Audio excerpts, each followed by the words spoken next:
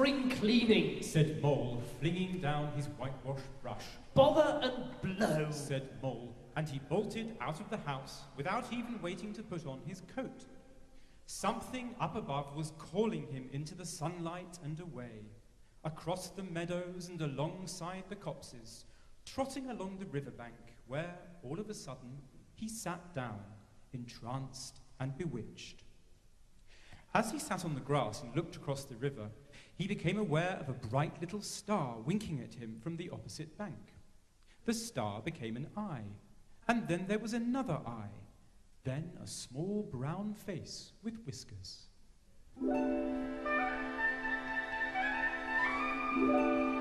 Hello, Mole. Hello, Rat. I was just going off for a trip down the river. Would you like to come?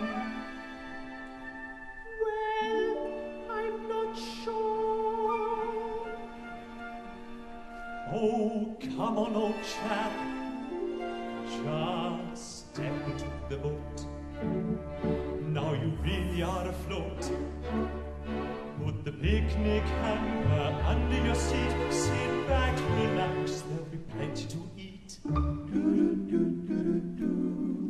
A life on the river. It's a life on the river. Why a life on the river? That's the life to set my heart on a quiver. With the splashing of the oars and the buzzing of the bees. Now I ask, did you ever see a happier fella than the fella who's afloat in his little wooden boat? Rapture. Cucumber sandwiches, savoury relish, patty with truffles and cranberry jelly, ham and tongue and beef and gooseberry pie. Oh my! Mustard and grits and Russian salad, banbury cake and sugary donuts, brandy snaps and fudge and bottles of squash. Oh gosh! Hard-boiled eggs, Peaches and cream, apricot flan, lemon meringue, venison pasty with walnuts and grapes, and up in convenient little wet shapes. Just so my heart's on a shiver. It feels on a shiver. My heart's on a shiver. Just to be in a boat on the river, flowing down the stream, with the sway of the breeze, and the bird is in the trees. Now a horse, did you ever see two happier fellas than the rats and all afloat? Hey ho, in the little wooden boat, heaven. Ooh. And so the two contented animals made their way slowly up the river to Rat's house.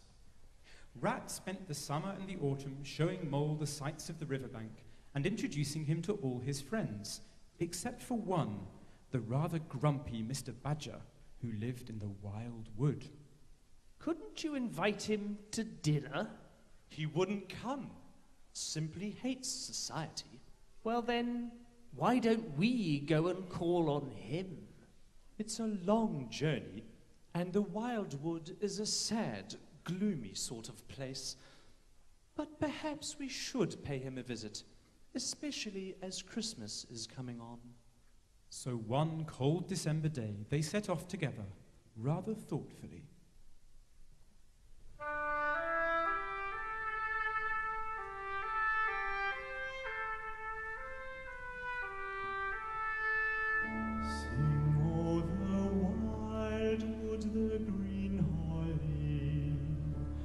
Silent river and barren tree, the humble creatures that no man sees.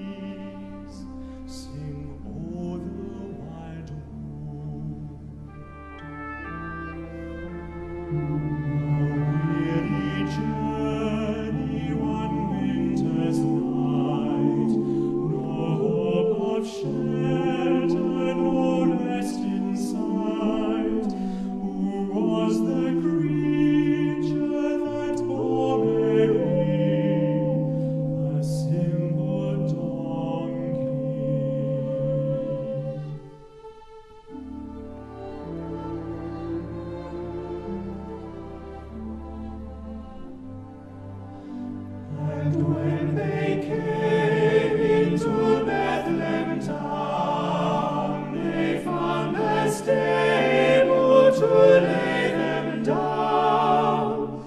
For their companions at Christmas night, and oxen and lambs.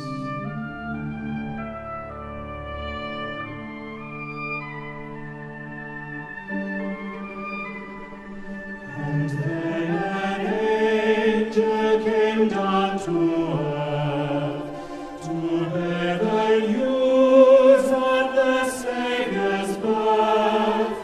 The first to know were shepherds born, and sheep with their lambs.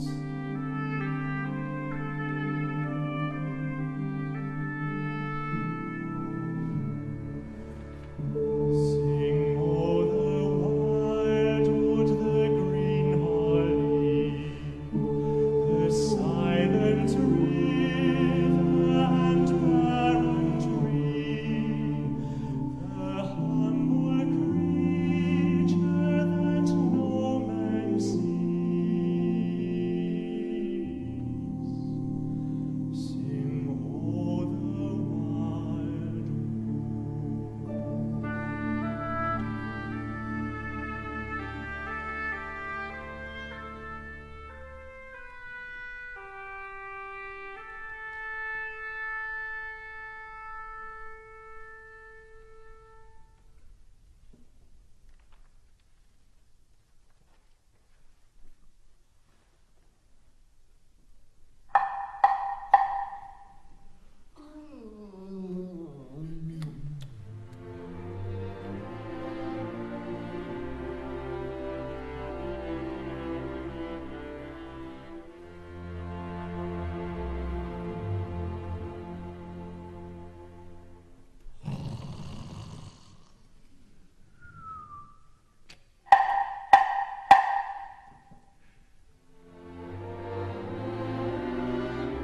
Go away, but Badger, it's us, rat and mole.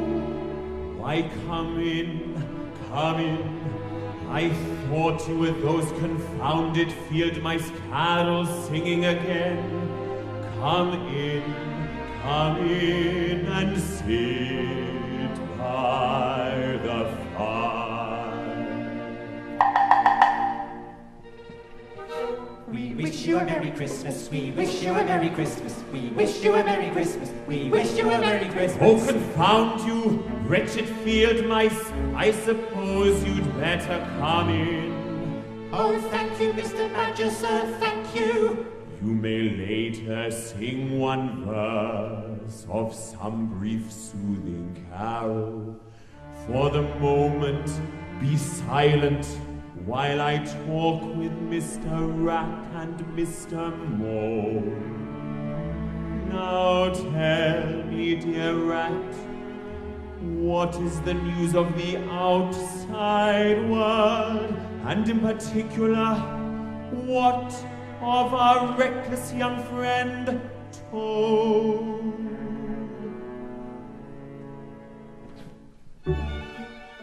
There's nothing new about the Toad, except his latest crazes. Alack, a prey to foolish crazes. There is no end to what he'll find, his stamina amazes. Amazes. I blame his parents, such well-intentioned folk, but then alas they spoiled him. I fear they must have spoiled him. Our auntie says he tried to knock the village policeman's helmet off, but then they foiled him. Be silent. It's a problem, it's a problem, it's a terrible, terrible problem.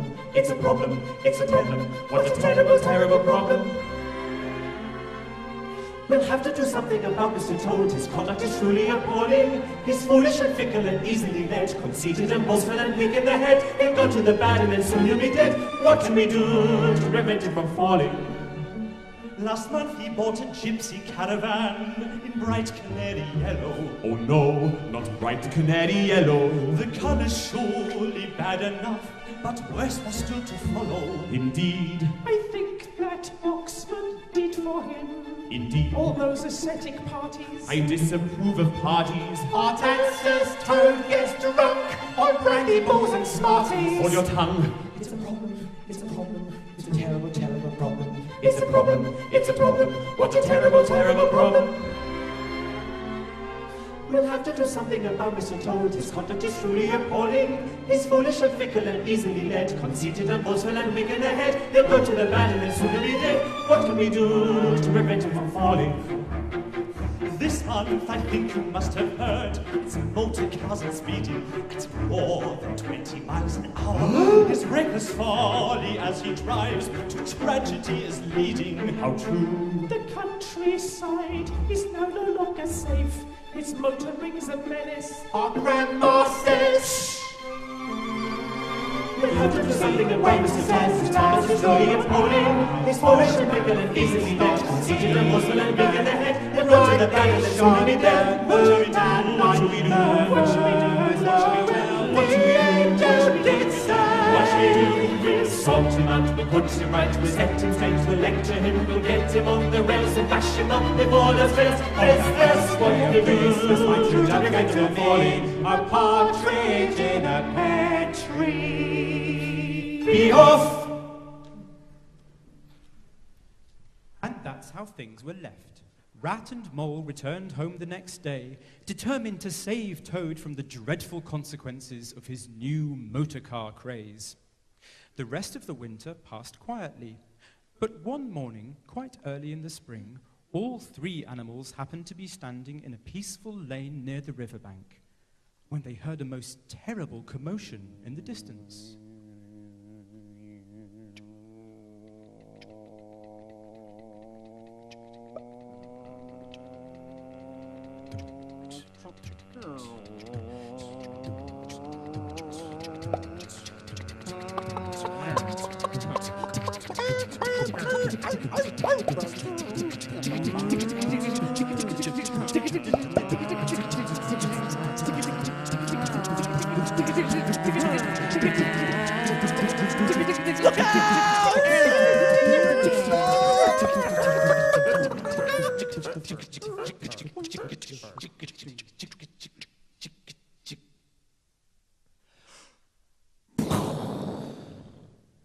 Sure enough, it was Toad.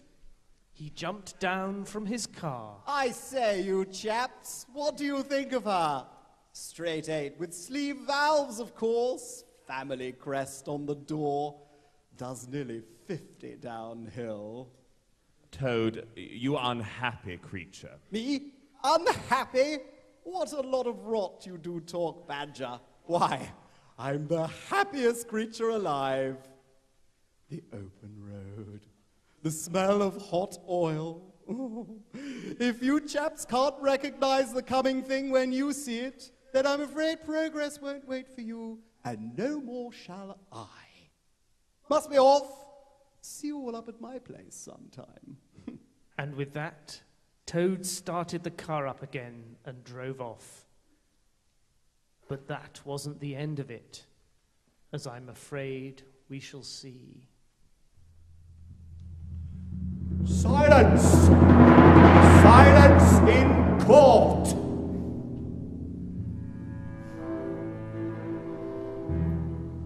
Never in all my time as a magistrate, never in all the long years I've served on this bench, never has been seen a creature more abjectly despicable.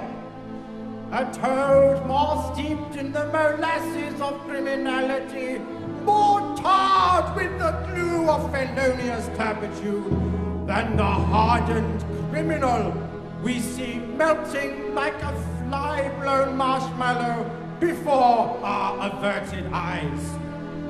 Pull yourself together, prisoner. Be a man and prepare to hear your sentence. Shut up. You shall be taken from this place and be flung into the deepest, darkest, and most vile-smelling dungeon that the resources of the county jail can provide. And there you shall languish.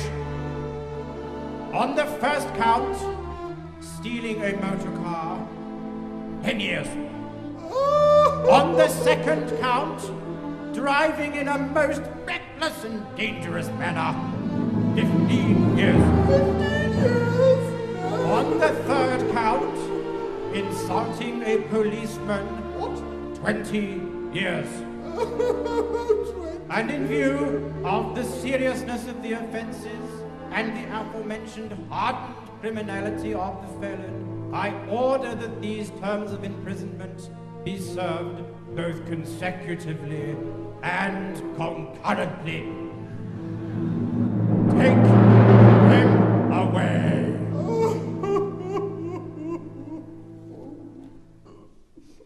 Toad, abject and downcast, was led roughly away by two horny-handed jailers and thrown into the nastiest of dungeons, with nothing save the occasional spider, and no solace save that provided by a tin mug of brackish water, and the stale crusts thrown to him from time to time.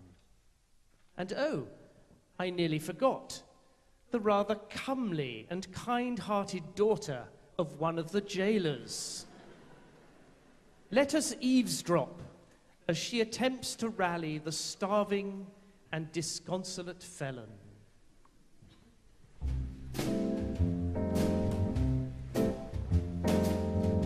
Let me tickle your fancy, Toad.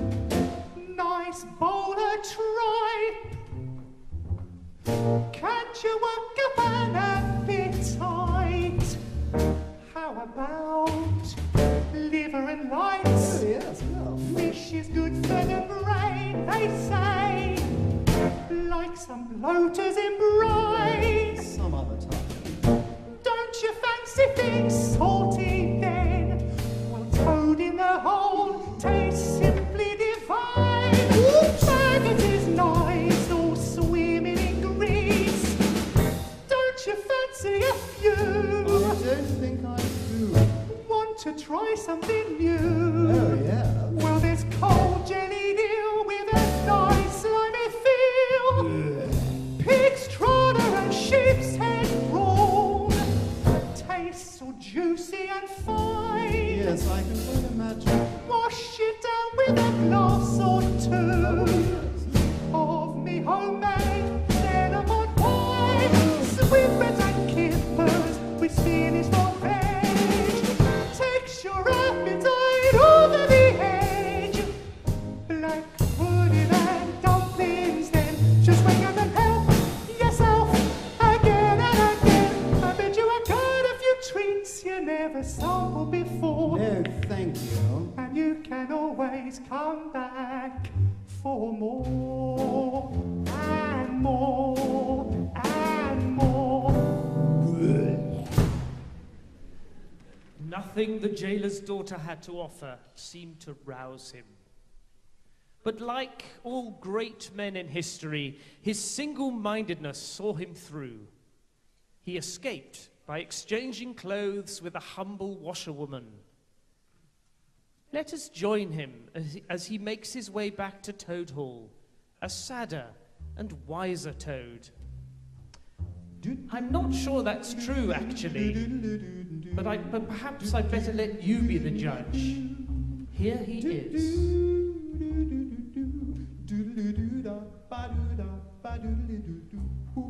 I've got style, I've got chic, I've got charisma, I've got mystique. All my friends tell me so, and after all they ought to know. Such an air, debonair, such sophisticated savoir-faire, so dégagé, so elite. The people come and cheer me when I walk down the street. I'm a Toad, I'm the greatest, The greatest, I set the style. it's the latest. So stay a while and I'll tell you how. In the strictest confidence I get called by Scotland Yard. They have to bring me in when a case gets too hard. I'm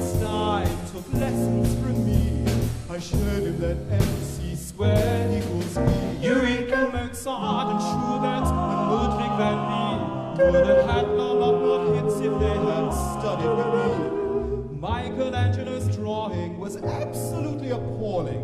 If Toad had done the Sistine ceiling, you would find it more appealing. Toad is the greatest. He said it. Genius is really the word. It occurred to us I told should be confirmed. that the baddest.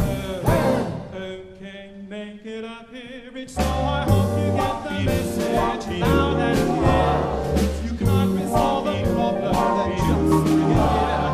Not copy average, don't be shy. Galileo made the big time cause he gave me a try. When Newton bought that apple dropped from the tree, he asked me what it meant, and I said, That's gravity. science and invention are mostly due to Professor Toad. He's too good to be true. Toad is the greatest, we know it. So let's get the show on the road and salute the phenomenal, the fabulous, fantastic. Sensational, successful, scintillating superstar Toad. Oh, yeah.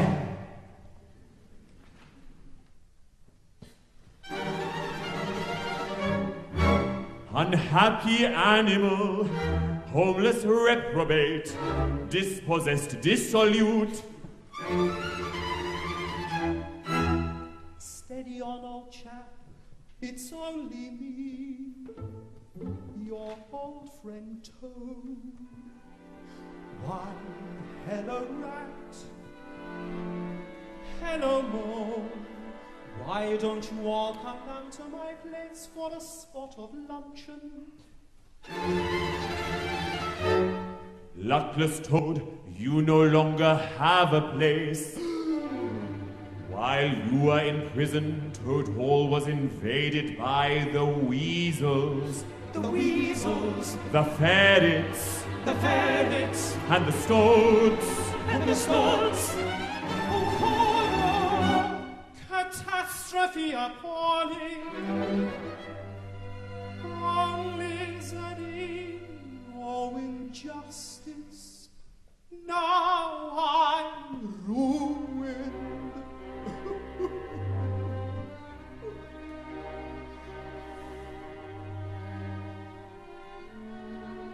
Now listen to me, Toad. All is not lost, undeserving though you are. I have a plan.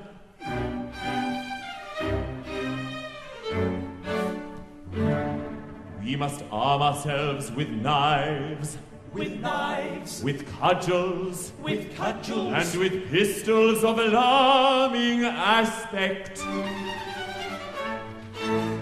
Gain entry to Toad Hall by a secret tunnel.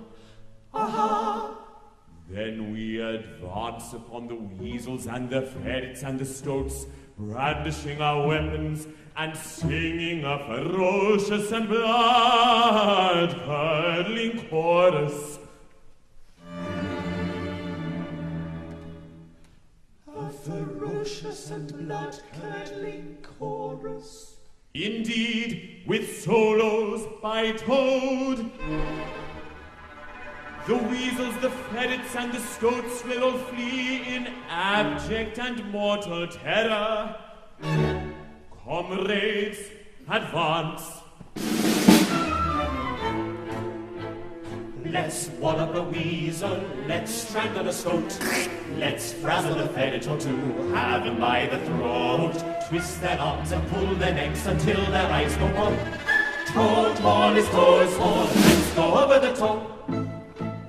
Tiptoe up the staircase, Tiptoe, tip, Rutter down to the pantry. pit, pat, pit. Back again to the foot of the stairs. Catch the villains unawares. lay them neatly out in pairs. Listen while they say their prayers. Let's go over the top.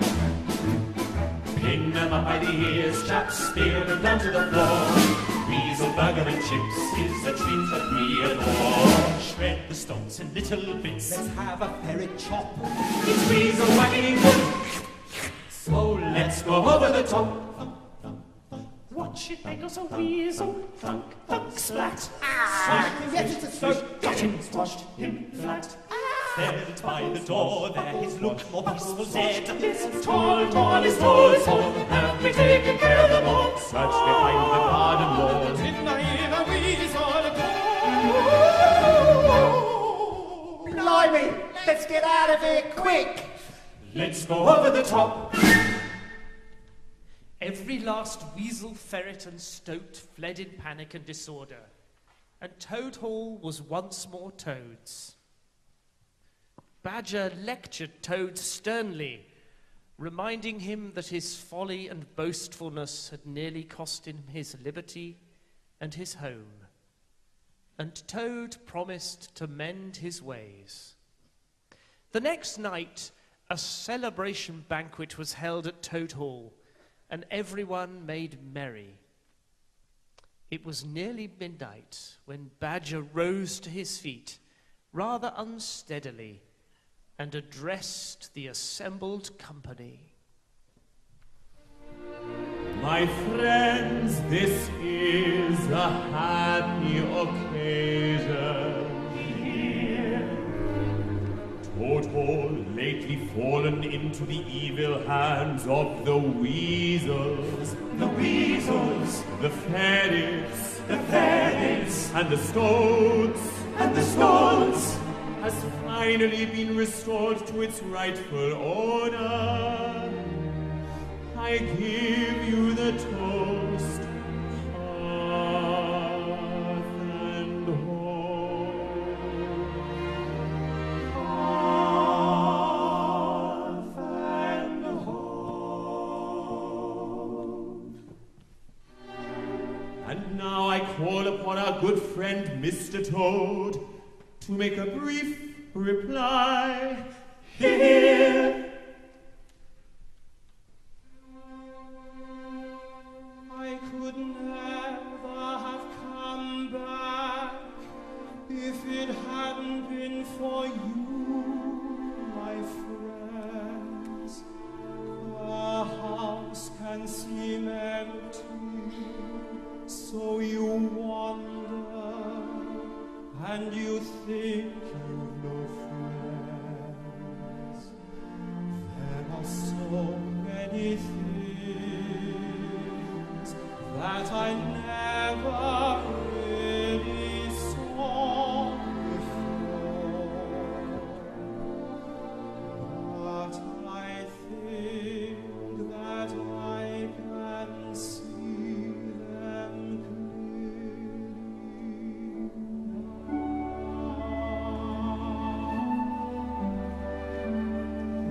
The kettle on the hob, the chestnuts in the fire, the slippers by the rocking chair, and wood smoke drifting through the air. I think that perhaps it's time that perhaps I started perhaps to think about settling down.